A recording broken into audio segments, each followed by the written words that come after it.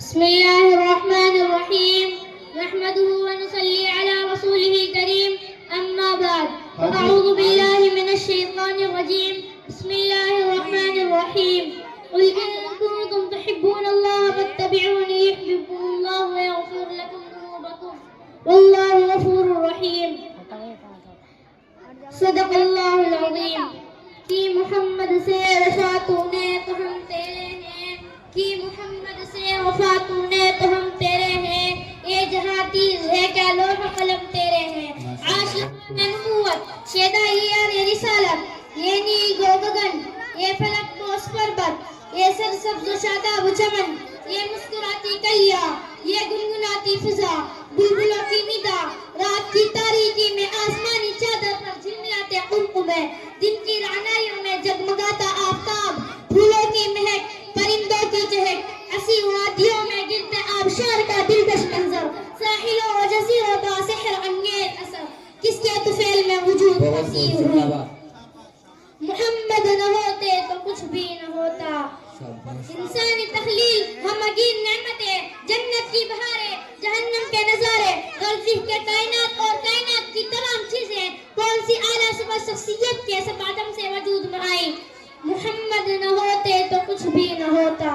سامعین با تمکین اس ذات اقدس کو کون نہیں جانتا فخر موجودات کا کسے علم نہیں ہاں وہ محمد صلی اللہ علیہ وسلم کی ذات اقدس ہے جنہیں قرآن کریم انک لعلی خلق عظیم کے خطاب سے نوازتا ہے سراجا منیرا کا لقب عطا کرتا ہے مزید یہ کہ خدا ذوالجلال نے محمد صلی اللہ علیہ وسلم سے وفا کو اپنی وفا آپ کی اطاعت کو اپنی اطاعت آپ کی رضا میں اپنی رضا کا اعلان کرتا ہے آپ کی محبت کو اپنی محبت گردانتا ہے ارشاد عز و جل ہے قل ان کنتم تحبون اللہ فاتبعونی یحببکم اللہ یقیناً اسی اصول و آیت میں اسی حکم و ارشاد میں ہمارے فلاح کا مدار ہے کہ جب ہم ماضی کی داستان پر نظر عمیق ڈالتے ہیں تو ہم دیکھتے ہیں کہ امم سابقہ ضلالت و ہلاکت کے گھڑے میں کیسے پہنچی ابلیس کو کس چیز نے آسمان سے نکال کر زمین پر پٹخ دیا نوح علیہ السلام کے زمانے میں اہل زمین کو کس چیز نے غرقاب کر دیا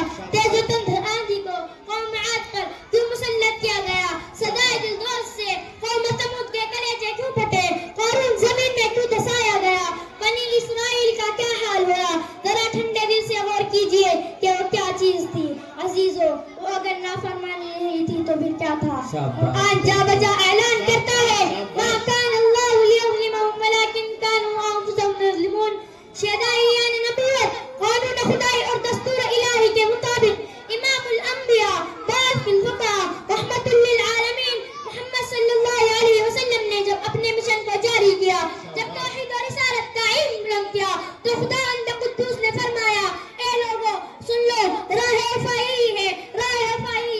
محمد صلی اللہ علیہ وسلم سے محبت جب تک اپنی جان و مال اور اولاد سے زیادہ ہونا ہوگی محمد سے وفا کا دعویٰ کامل نہ ہوگا عمر جیسے بے خوف و بے باک نے جب نبی اعظم سے دریافت کیا تو آپ کو معلوم ہوا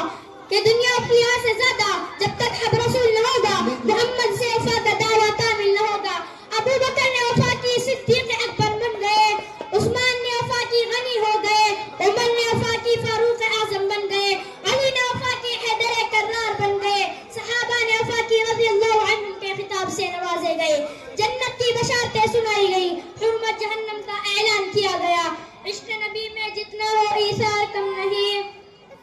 عشق نبی میں جتنا ہو ایثار کم نہیں اسلام میں جو جان دی جائے تو غم نہیں نعرہ تکبیر دوستو آپ کے ذہن میں یہ سوال اٹھا ہوگا کہ وہ تو دو نبوت تھا وہ تو وحی الہی کا ورود تھا نبی کی حیات پھر رسالت کا تقویٰ پھر قرآن نزول کی گہما گامی ان تمام باتوں کا عظیم سنگ پار برکت تھا لہذا وہ تمام حضرات نبی کی نظروں سے اکثر تبدیل ہو گئے اور رہی وہ لہبری کی جتنے بھی ان کی کرن پڑی دنیا بدل گئی دل کے دہا خانوں میں نورانیت پیدا ہو گئی اور ذرہ ذرہ میں تابان بن گیا آج ہم میں رسالت معاب نہیں ہے ہاں اب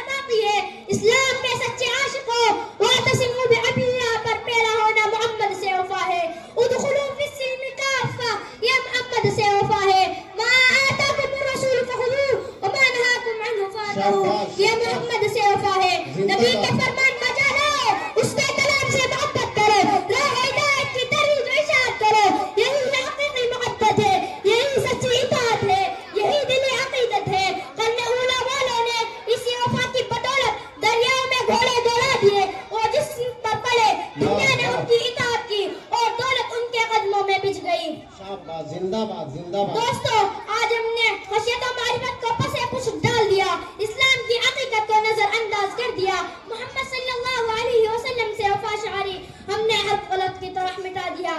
यही वजह है कि इस सरजमीन पर हमारा भी तबका हमारी मुश्किलों और सआदतों में घिरा हुआ है, हमको तख्ता मश्क बनाया जा रहा है, हमारे ईमान को मफलूज मजरूह करने की मुनज़्ज़म साजिशें हो रही हैं, हर तरह की साजिशों में मुलव्वस किया जा रहा है। क्यों? आखिर क्यों? महज इसलिए कि हमने मोहम्मद सल्लल्लाहु अलैहि वसल्लम से वफा शारी का दर्ज भुला दिया है। बस बेटा बस, शाबाश, बहुत खूब माशाअल्लाह। तौफीक इल्ला बिल्लाह। अब जिंदाबाद जिंदाबाद। सभी बच्चों का जो